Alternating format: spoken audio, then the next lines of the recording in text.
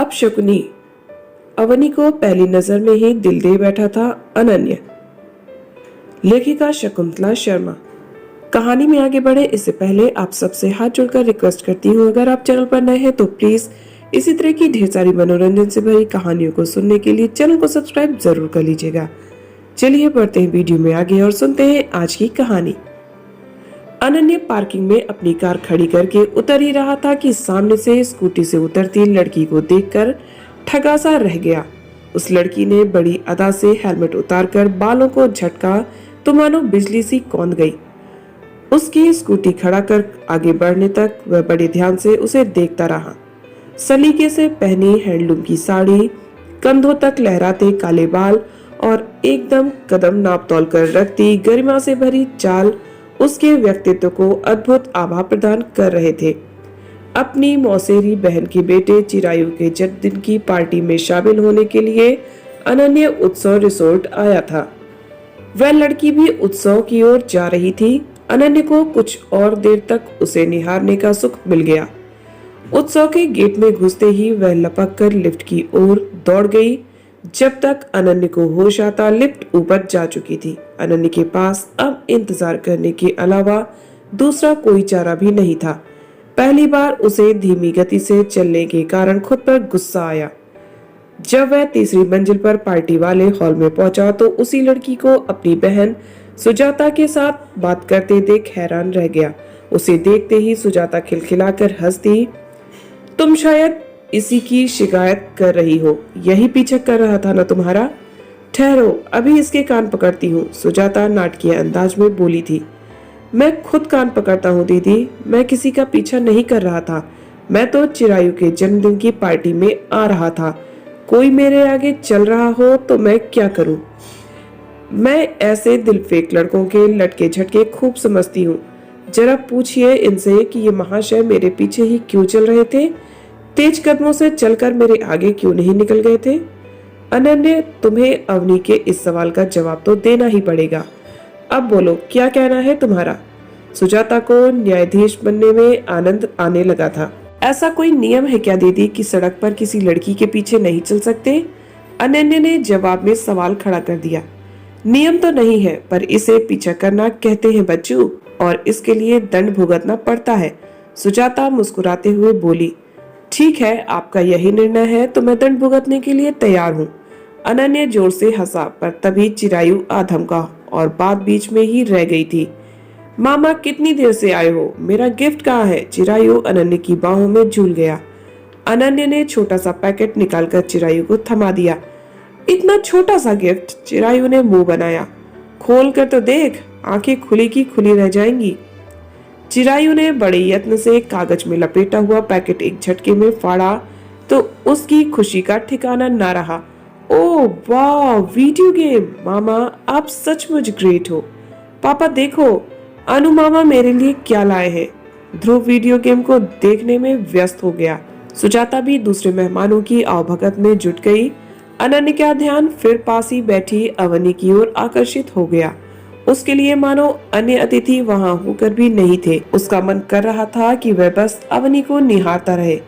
एक दो बार कनखियों से देखते हुए उसकी दृष्टि अवनी से मिली तो लगा जैसे उसकी चोरी पकड़ी गई हो। जन्मदिन का उत्सव समाप्त होते ही उसने सुजाता से पूछा, दीदी कौन है वह? पहले तो उसे कभी नहीं देखा। किसकी बात कर रहा है तू? सब कुछ समझते हुए भी सुजाता मुस्कुराई। वही जो आपसे मेरी शिकायत कर रही थी। अनन्या भी मुस्कुरा दिया। तुझे क्या करना है? तू तो विवाह के नाम से ही दूर भागता है। कैरियर बनाना है, जीवन में आगे बढ़ने के रास्ते में तो विवाह तो सबसे बड़ी बाधा है ना। सुजाता ने अनन्या के ही शब्द दोहरा दिए थे। पर दीदी, अवनी को देखते ही मैंने अपना ख्याल बदल दिया है। पता नहीं क्या जादू है उसके व्यक्तित्व में, कुछ बताइए ना उसके बारे में। यही तो रोना है, जिस अवनी को देखकर तुम सम्मोहित हुए हो उसने अपने चारों तरफ वैराग्य और वासना रहित ऐसा आवरण ओढ़ रखा है कि उस तक पहुंचना कठिन ही नहीं असंभव है। और क्यों ना हो, इस संसार ने भी तो उसके साथ ऐसा ही व्यवहार किया है। सुजाता का दर्दीला स्वर सुनकर अनन्य चौंक उठा। ऐसा क्या कर दिया संसार ने अवनी के साथ? क्षण मात्र में ही अब तक की सुनी हुई समस्त अनहोनी घटनाएं अनन्या के मानस पटल पर कौंध गई। पता नहीं तुम्हें याद है या नहीं, हमारे पुराने गौलीगुड़ा वाले घर के सामने डॉक्टर निशीत राय रहा करते थे। खूब याद है। अनन्या सुजाता की बात पूरी होने से पहले ही बोल उठा। हाँ, बचपन में बीमार पड़ने पर माँ उन्हीं के पास इलाज के लिए ले जाती थी। वे हमारे दूर के रिश्ते के चाचा थे। अवनी उनकी बहन सुनंदा की छोटी बेटी है।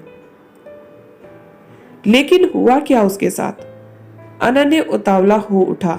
वह उसके बारे में सब कुछ जान लेना चाहता था। 5 वर्ष पहले की बात है। अवनी का विवाह एक बड़े संपन्न परिवार में तय हुआ था। गोद भराई की रस्म के बाद जब वर पक्ष के लोग वापस लौटे थे तो उनकी कार को सामने से आते ट्रक ने टक्कर मार दी। उस दुर्घटना में भाभी वर और उसके पिता दोनों की मौत हो गई। ओह, कितना अप्रत्याशित रहा होगा यह सब। अप्रत्याशित? यह कहो कि बिजली गिरी थी अवनी और उसके परिवार पर। अवनी तो पत्थर ही हो गई थी यह सब देखकर। उसके माता पिता सांत्वना देने गए थे पर वर पक्ष ने उनका मुंह भी देखना पसंद नहीं किया। बैठने के लिए पूछना तो दूर की बात। सुजाता ने बताया कितना संताप झेलना पड़ा होगा बेचारी को। अनन्या बुझे स्वर में बोला। 2-3 वर्ष इलाज करवाया गया अवनी का, तब कहीं जाकर वह सामान्य हुई। अब भी छोटी सी बात से डर जाती है, जैसे तुम उसके पीछे चल रहे थे पर उसको लगा कि तुम उसका पीछा कर रहे थे। कोई जोर से बोल दे या रात के सन्नाटे के उभरते स्वर, सबसे वह छोटी बच्ची की तरह डर जाती है। माता पिता ने फिर से विवाह की कोशिश नहीं की थी, पर उसके अपशकुनी होने की बात कुछ ऐसी फैल गई थी कि कोई तैयार ही नहीं होता था। माता पिता ने उसे बहुत प्रोत्साहित किया, ढांढस बंधाया। तब कहीं जाकर फिर से उसने पढ़ाई प्रारंभ की। अर्थशास्त्र में एमफिल करते ही यहाँ महिला कॉलेज में व्याख्याता बन गई। मुश्किल से 6 माह हुए हैं यहाँ आए। कॉलेज के छात्रावास में ही रहती है, कहीं खास आना जाना भी नहीं है। कभी बहुत आग्रह करने पर हमारे यहाँ चली आती है। कितने दुख की बात है, जीवन ने उसके साथ बड़ा क्रूर उपहास किया है। अनन्या को उससे हमदर्दी हो आई थी।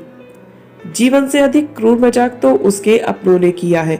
2 बड़े भाई हैं, एक बड़ी बहन है। तीनों अपनी गृहस्थी में इतने मगन हैं कि छोटी बहन के संबंध में सोचते तक नहीं। मेरी बुआ यानी अवनी की माँ बिल्कुल अकेली पड़ गई है। एक और बीमार पति की तीमारदारी तो दूसरी ओर अवनी की समस्या। उनका हाल पूछने वाला तो कोई है ही नहीं। सुजाता का गला भर आया, आंखें भीग गई। जो हुआ बहुत दुखद था, पर दीदी इसका अर्थ यह तो नहीं कि पूरा जीवन एक दुर्घटना की भेंट चढ़ा दिया जाए। अनन्या को अपनी बात कहने के लिए शब्द नहीं मिल रहे थे। तुम सही कह रहे हो अनन्या, पर यह सब उसे बताएगा कौन? अभी तक तो सबने उसके घावों पर नमक छिड़कने का ही काम किया है।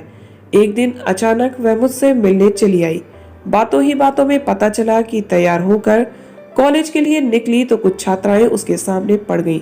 अवनी को देखते ही वे आपस में ऊंचे स्वर में बातें करने लगी कि आज सवेरे सवेरे अवनी मैडम का मुंह देख लिया है, पता नहीं दिन कैसा गुजरेगा। यह बताते हुए वह रो पड़ी। सुजाता ने बताया, इस तरह कमजोर पड़ने से काम कैसे चलेगा? उन छात्राओं को तो तभी इतनी खरी खोटी सुनानी चाहिए थी कि फिर से ऐसी बेहुदा बात कहने का साहस न कर पाए। अनन्या क्रोध से भर उठा। कहना बहुत सरल होता है, अपनी ही बात ले लो। कुछ ही देर पहले तुम अवनी के व्यक्तित्व से पूर्णतया अभिभूत लग रहे थे, पर मुझे नहीं लगता कि यह सब कुछ जानने के बाद भी तुम्हारे मन में उसके प्रति वही भावनाएं होंगी। सुजाता व्यंग्यपूर्ण स्वर में बोली। आपके इस प्रश्न का उत्तर अभी तो मेरे पास नहीं है। सब कुछ जानने समझने के लिए समय तो चाहिए ना दीदी। अनन्या के हर शब्द में गहराई थी, अवनी के प्रति सहानुभूति थी। सुजाता बस मुस्कुराकर रह गई थी। अनन्या के जाने के बाद सुजाता सोच में डूब गई। उसके मन में विचारों का तेजी से मंथन चल रहा था। कभी वह अनन्या के बारे में सोचती तो कभी अवनी के बारे में। कब तक यूं ही बैठी रहोगी? ढेरों काम पड़े हैं। तभी ध्रुव ने उसकी तंद्रा भंग की। क्या करूं, फिर वही कहानी दोहराई जा रही है। पता नहीं अवनी को कोई सहारा देने का साहस जुटा पाएगा या नहीं। निराश स्वर में बोल सुजाता उठ खड़ी हुई। इस चिंता में घुलना छोड़ दो सुजाता। अवनी पढ़ी लिखी है, समझदार है। आत्मनिर्भर है, धीरे धीरे अपने बलबूते जीना सीख जाएगी, ध्रुव ने समझाना चाहा था। कुछ माह भी नहीं बीते थे कि एक दिन अचानक से शुभदा मौसी का फोन आ गया। इधर उधर की बात करने के बाद वे बोली, क्या कहूँ सुजाता, मन रोने को हो रहा है, पर सोचा पहले तुमसे बात कर लूं, शायद तुम ही कोई राह सुझा सको।